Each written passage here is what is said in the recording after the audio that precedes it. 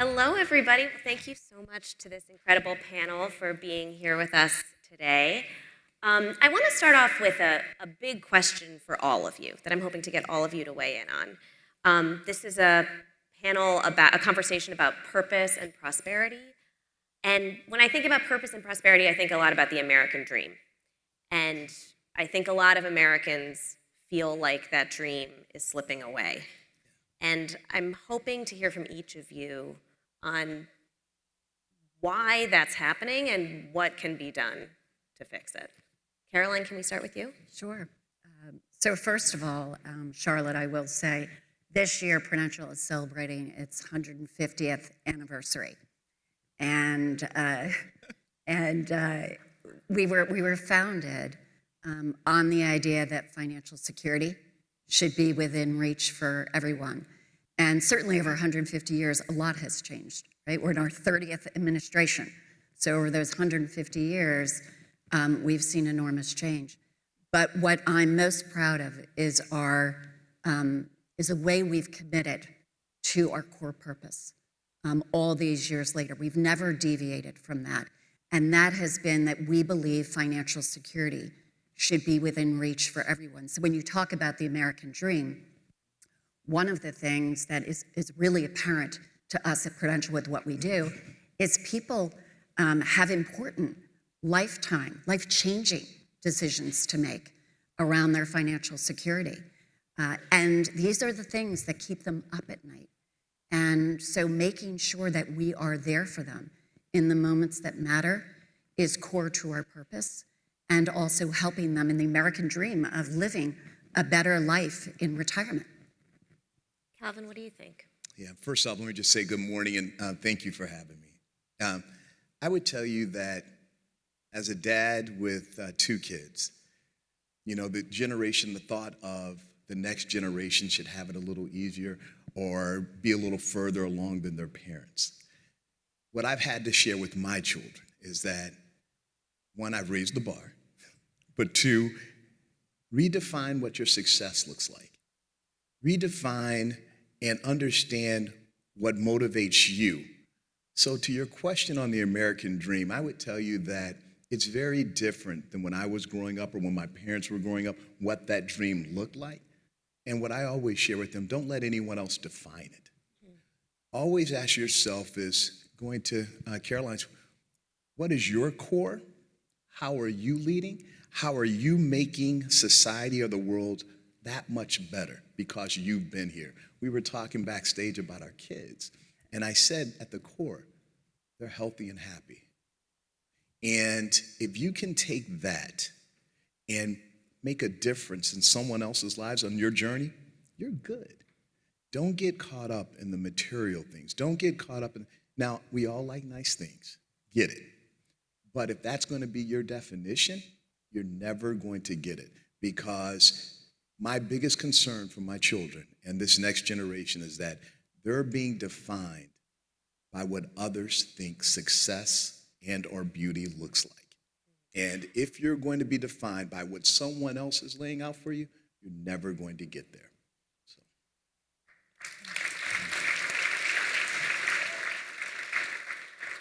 I came to this country in 1978 to pursue the American dream.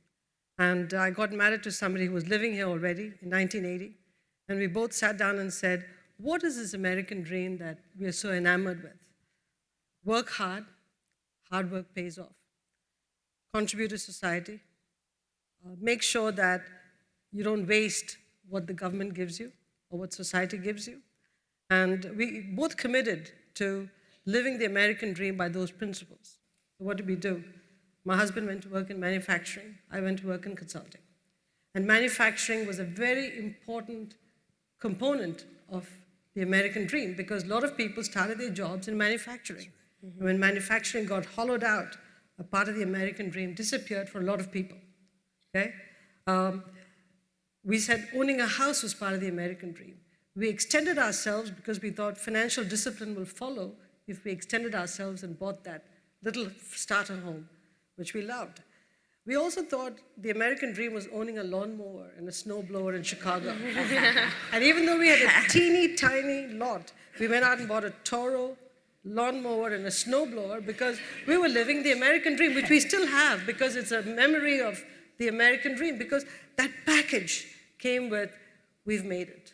And I got to tell you, working very hard, not wasting a moment of time, contributing to the society we lived in, the community we lived in, the country that took us in, even though we came in through the front door with a valid visa, the fact that the US welcomed us, we felt we owed the country a duty of care.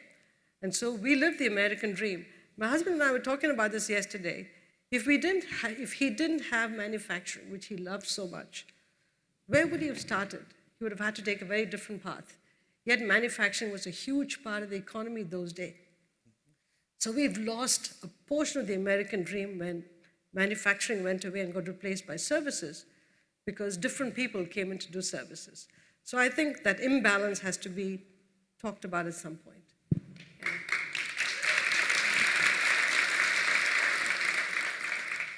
So Caroline, you've been very open about the importance of purpose-driven leadership, and part of Prudential's purpose involves solving the financial challenges of our changing world. And our world has changed a lot in the last 4 months in particular. What do you think it will take to solve the financial challenges created since this administration took office? And what's it going to mean for Americans who are in retirement or approaching retirement? Yeah. So listen, Charlotte, you're talking about the 4 months, and I mentioned, we're celebrating 150 years, and this is our 30th administration.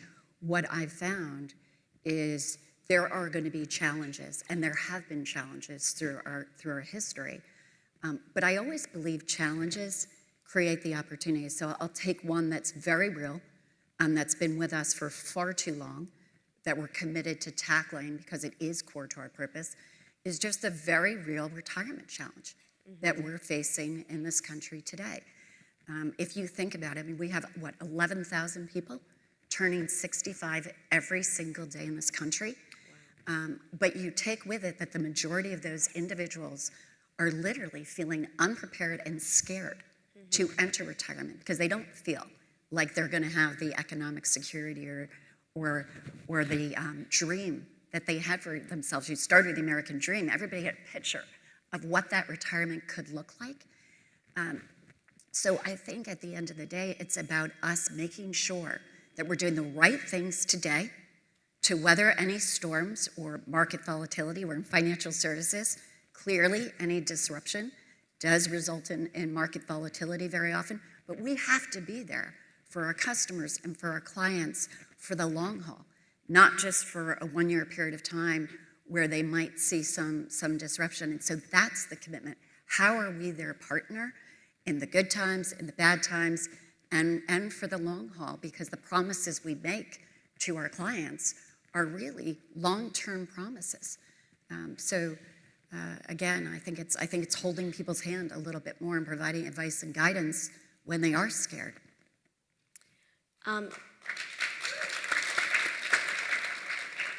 Calvin, you've talked a lot about the importance of DEI as a business strategy and sort of the business benefits that come from expanding opportunities.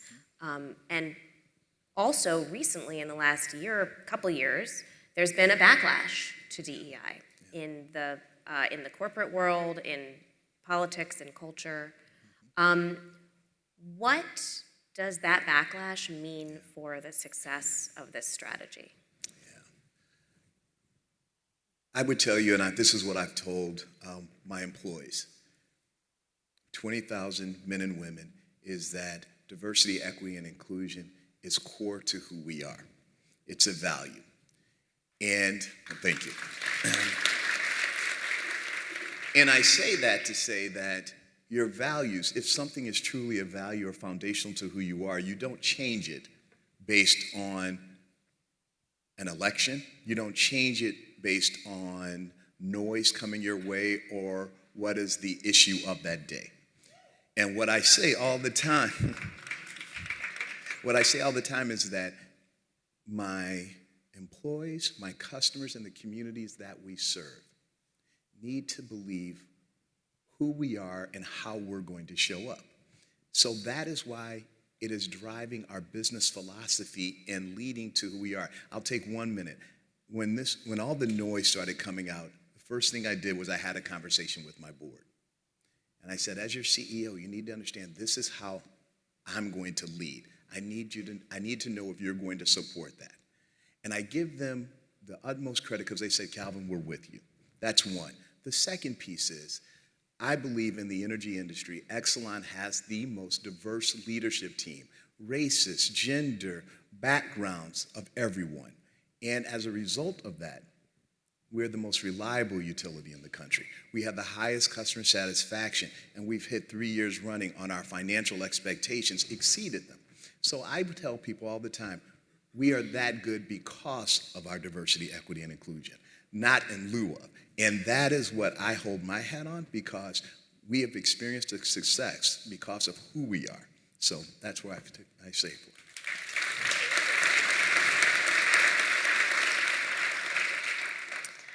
Indra, you've been one of the most visible corporate leaders in the country for almost 20 years at this point. I'm retired now. I know. But that's why your insight is even more important.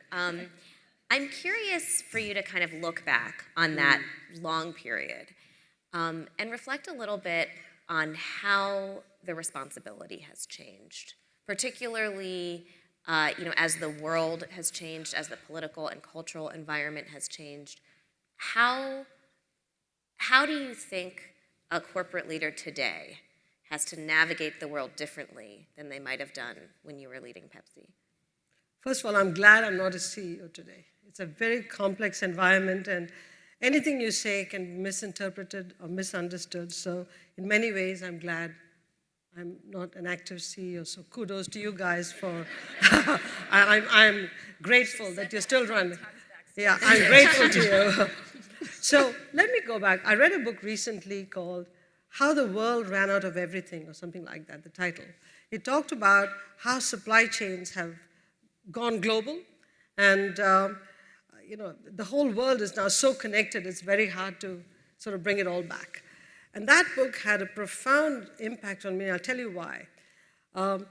Some time ago, somebody asked me a question, Indra, when you were running a company, when you were running PepsiCo, did you maximize shareholder value or optimize shareholder value?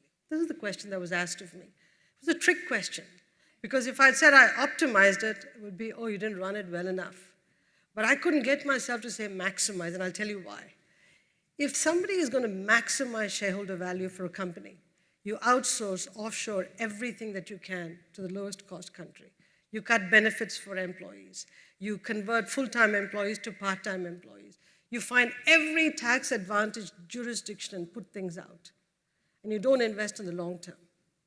You will maximize shareholder value brilliantly for the duration of the CEO, not the duration of the enterprise.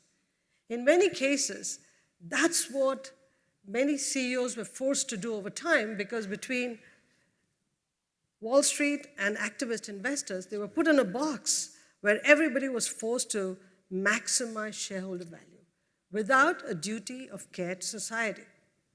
So I think back and say, when I was running PepsiCo, I said, yeah, and I hear what you say, but I want this company to last long after me. And so I went to my board and said, look, we've got to invest to make some changes to the company, to change the portfolio, change the environmental footprint, think about our employees differently. Can you be with me? And they said, this is the only way to run the company. So balance, level, and duration, make sure this company lasts forever. So make the right investments. So I come back and I say, there has been an incredible pressure on companies to locate supply chains outside a high-cost source, which is the US. And that's why we're in the situation we are today, all right? So if we want to change the environment, which is what you guys have to cope with, many manufacturing companies have to cope with, there has got to be a fundamental change in how investors think about what companies need to do. Because we're asking companies to reinvest in the US, make a commitment to the country, to manufacturing, to rebuild the American dream. So I think in today's world, I'm glad we're coming to terms with these issues. I'm glad we're now beginning to realize that Having global supply chains doesn't mean hollowing out the country. So in one way, I'm glad I did what I did, so it gives me credibility to talk about it now. I'm glad we're talking about it now, but I hope it's a conversation that's being had with investors, boards, CEOs, and government together, as opposed to any one of the constituencies trying to do anything unilaterally.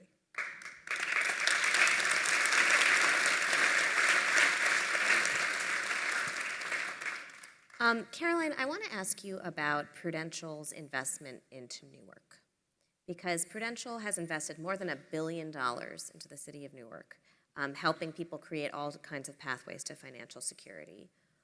What's behind that investment? Why is that important? And how does this illustrate the changing responsibility of companies to their communities? Yeah. So thank you for asking that. Prudential has been an anchor company of Newark for 150 years, and so very much have been investing with trusted partners in the community. And by the way, when you think about the pandemic, imagine how critically important that was for the city of Newark, for us to continue to be that anchor company. But for us, it goes well beyond Newark. It goes to making partnerships with trusted partners across communities well beyond Newark. And the reason this is important is if I think about what's important to Prudential, it is about serving those underserved communities that wouldn't necessarily have access to the same financial education, the same financial tools. And so that is core to our purpose as a business. And so if I think about various programs we've had, for example, we've worked with trusted partners, Dr. Soares, who was the former Newark Secretary of State, on a program called Blueprints to Black Wealth to address financial gaps for Black Americans in creating generational wealth. That is one example in how we work very deliberately, very strategically and thoughtfully on programs that will reach underserved Americans so that everybody can realize the American dream and everybody will have more financial security. And so Newark for us was symbolic because we could have moved. Many left Newark. And for us, it was symbolic to staying committed to our purpose and making sure that we were, in fact, a partner with the community and we were making a difference in that community's future and economic stability. So we only have a couple minutes left. I want to ask another question to all of you, which is that, we're talking here with business leaders, and also a lot of what's happening in our country is not business as usual. And I want to just ask you to reflect on how the role that you're in has changed in the last year, in the last 5 years. Do you feel a different responsibility to the country or to your communities based on things that have happened in America in recent history, to say the least? Calvin, can I start with you? That was Charlotte's way of saying keep it short. The short answer is yes. I've been CEO of Exelon now. I'm in my third year. And I take that privilege and responsibility very seriously. As one of 8 African American CEOs of Fortune 500 companies, I'm requested to show up and to be present a lot more than some of my peers. And it makes for short days or long days and short nights. But that is the responsibility of being in the seat. Not just to deliver shareholder value, not just to run a strong company, not just to make community impact, but to show up at that middle school to serve as an example, to show up at Howard University to say, hey, you too can do this. And the role is the same. I know how to run an electric and gas utility, but I have to be very intentional about the community impact and how I show up and how our company shows up, because I recognize the eyes are on us, and that is, I think, the biggest piece. So has it changed? It's changed because of the expectations of being an African-American CEO when DEI is under attack. It's changed because of the quarter-to-quarter pressure on earnings. But that is what's expected. And I knew that when I sat in the seat, and no one is ever going to have a higher bar than me. But I would tell you, I must be, and my team must be, very intentional about how we show up each and every day.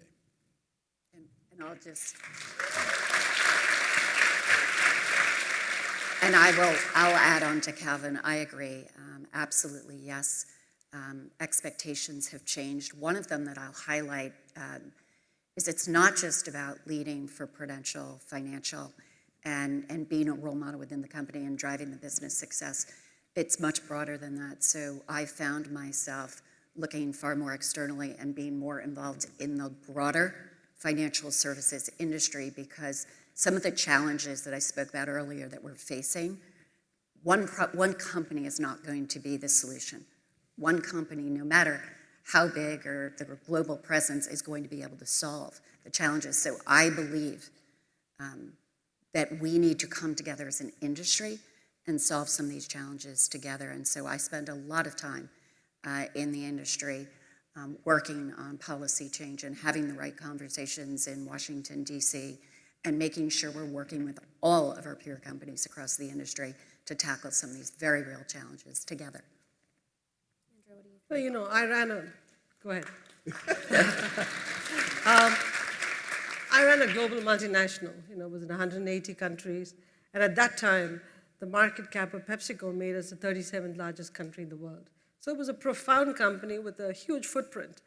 Today, I look at running a multinational, and I don't know how CEOs can run multinationals, because I think 40% of multinationals globally are domiciled in the United States. And to run a multinational, you're actually exporting soft power from the United States. And so you are a beneficiary or a victim of the foreign policy of the country you're domiciled in. So you've got to navigate the world very, very carefully. So if you're a CEO of a multinational today, you have to be very thoughtful about how you're going to run the company, because in essence, when I was CEO, you were in a country, with a country, for a country. You have to be that way, otherwise you don't have legitimacy to operate in that country. In today's terms, what does it mean? What is the value of the American brand that goes into various countries? And how you're going to navigate today's environment, I don't have the answers. But that's the challenge for multinational CEOs. Do you think that the value of the American brand has changed? I think it's still an aspirational brand. And I think, it may have faded a bit now, but I still think everywhere in the world, American brands and the United States as a brand is still, on a relative basis, still very, very strong. I want to ask that same question to the two of you. The American brand, do you think it's changed at all in the time that you've been doing your work?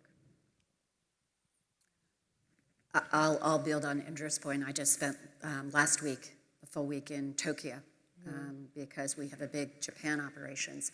And while there were a lot of questions in terms of the changes that are happening here, there is still so much respect and consideration for what we do, who we are, and the American brand. And so you have a lot more questions, but you still have a lot of that respect. Clearly domestic, but I would tell you I'm very involved in the educational sector. And it's something when international students are hesitating to come to the U.S. to study. It's something when American students are pausing to go international to study abroad. So that's where you see the divide coming, because I do believe that education is the greatest way to break down barriers and conflict. And when you stop seeing the next generation of leaders or the scholars stop exchanging ideas, that is a problem. And that's what I see is occurring right now.